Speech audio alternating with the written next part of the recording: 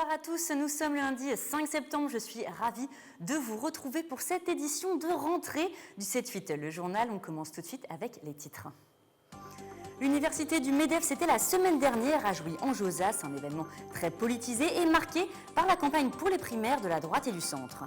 Politique toujours dans un contexte agité à droite en ces temps de primaire, nous reviendrons sur la candidature d'Alain Juppé. Le maire de Bordeaux s'est rendu dans les Yvelines à Chatou pour sa campagne. Et enfin, nous parlerons de la rentrée scolaire au programme réforme des collèges et mesures de sécurité. Et les patrons, eux aussi, ont fait leur rentrée. Quelles sont leurs problématiques, ceux qui les préoccupent? Ils en ont parlé lors de l'université d'été du MEDEF. Elle a eu lieu la semaine dernière à Jouy-en-Josas. 2 jours très marqués par la présence des politiques, mais également la démission d'Emmanuel Macron. Alors qu'en ont pensé les patrons yvelinois? Éléments de réponse sur des images signées Camille Lambert. Dernière échéance avant la primaire de la droite du 9 septembre, les politiques ont défilé à Jouy-en-Josas à l'université d'été du MEDEF pour rencontrer et conquérir les entrepreneurs présents. Les intervenants, que ce soit François Fillon hier, Nicolas Sarkozy ce matin ou Bruno Le Maire et puis cet après-midi Alain Juppé, effectivement souhaitent faire bouger les choses. Mais ils ont déjà été également au pouvoir, en tous les cas pour certains. Des choses ont bougé, mais ne bougent pas suffisamment. Les plénières sont très orientées politiques, mais il reste encore des interventions très ciblées, notamment sur le tourisme, dans l'espace innovation, qui sont assez intéressants, avec des belles tables rondes. Donc effectivement, ça couvre surtout l'espace médiatique, mais sur le reste, il y a quand même du fond et des conférences assez intéressantes sur d'autres sujets. 2 jours pour parler des problématiques économiques. La 18e édition a eu lieu la semaine dernière au campus d'HEC. Un moment pour faire le bilan de l'année écoulée et ses futures prospectives. C'est aussi un moment où on lance des idées, où on a des thèmes de réflexion, il y a des ateliers où on travaille. C'est également un moment de rencontre entre les différents partenaires, les différentes formes de notre mouvement et des autres aussi, parce qu'on a beaucoup d'invités, des politiques. Conférences, débats et tables rondes se sont succédés autour des thèmes de la conquête, l'audace ou encore l'enthousiasme, avec un slogan cette année, y croire et agir. C'est un appel et j'espère que les politiques, les dirigeants d'entreprises qui sont là l'ont entendu. Et c'est important pour les jeunes, pour les nouvelles générations d'entendre ça et de changer du climat actuel que l'on a.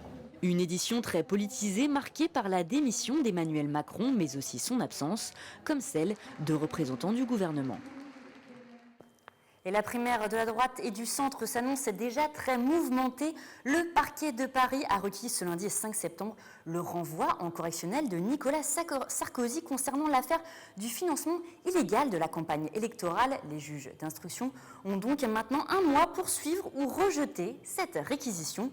Ce rebondissement judiciaire pourrait bousculer la primaire, peut-être au profit du maire de Bordeaux. Pour son premier meeting de septembre, Alain Juppé s'est rendu à Chatou. C'était le samedi 27 août. Un reportage signé Nicolas Dandry sur des images signées Yveline Première. Pour nous, c'est le vrai lancement aujourd'hui. C'est le vrai démarrage de ces primaires. Pour sa rentrée politique, Alain Juppé et son équipe ont choisi les Yvelines. Entouré de Jean-Pierre Raffarin et de Gérard Larcher, le candidat à la primaire de la droite et du centre a tenu un meeting à Chatou le 27 août dernier. Un déplacement placé sous le signe du dialogue avec les Français et les représentants des collectivités locales. Je m'appuie beaucoup sur les élus locaux, sur les maires en particulier, que j'ai beaucoup rencontrés tout au long de ces 2 années. Je suis moi-même maire, donc on se parle de collègue à collègue. Et comme je le dis souvent, ils sont un peu l'ossature de la République. Ils sont toujours en première ligne vis-à-vis de leurs concitoyens. Et leur grande force, c'est précisément cette proximité que vous évoquez. Et Alain Juppé compte de nombreux soutiens dans le département, avec dans leur rang des élus yvelinois. C'est une bonne chose aussi, parce qu'une grande manifestation républicaine pour la ville de Chatou, on en parle.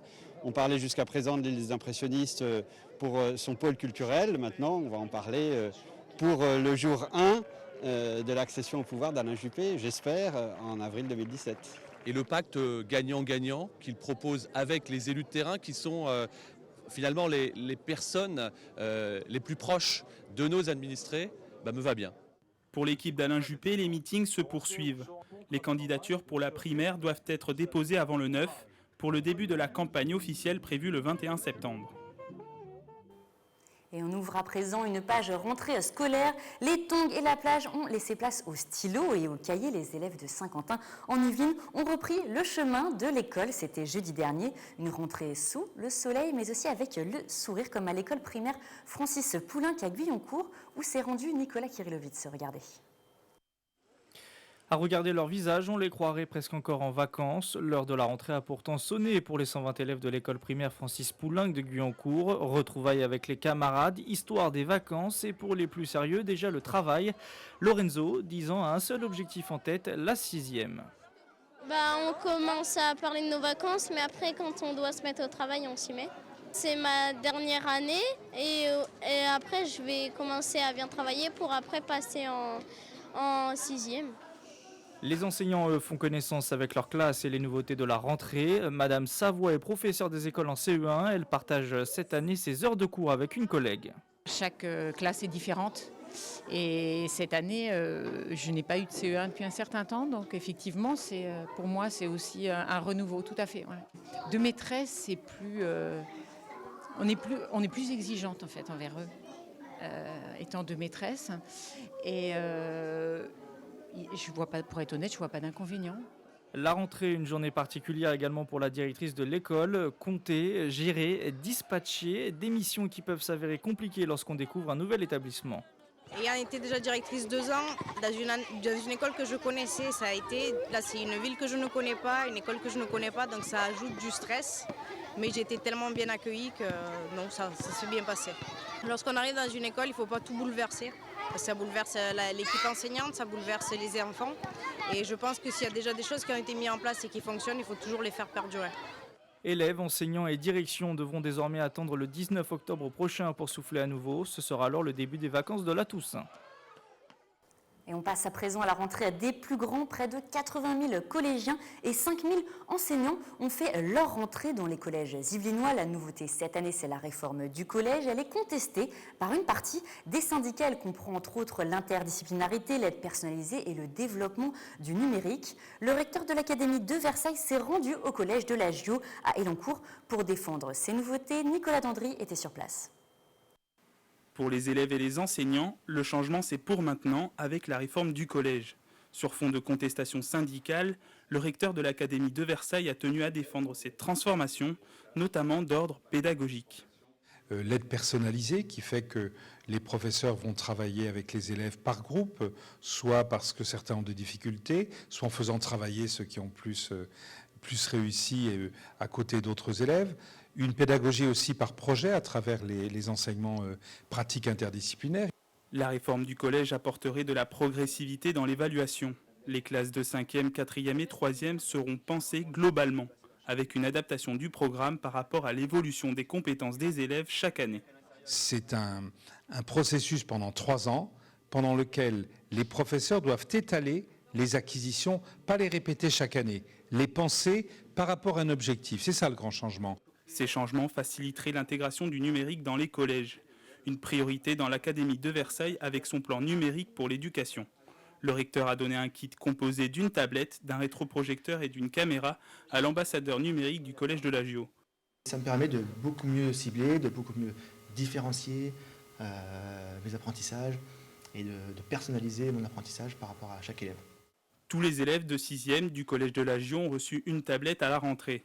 24 000 ont été prévus pour cette rentrée dans toute l'Académie de Versailles, avec un espoir à la clé, une augmentation de la réussite des élèves.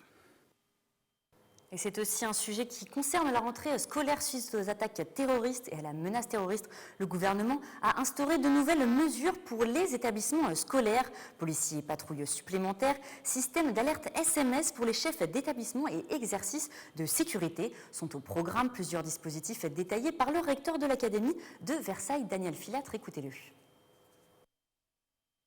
Notre travail, notre devoir, c'est anticiper. Anticiper, ensuite sécuriser nos établissements et puis prévenir en cas de drame.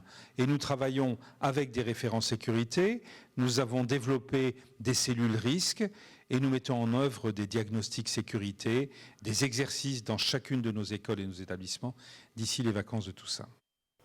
Et autre sujet, on prend à présent la direction de la Verrière.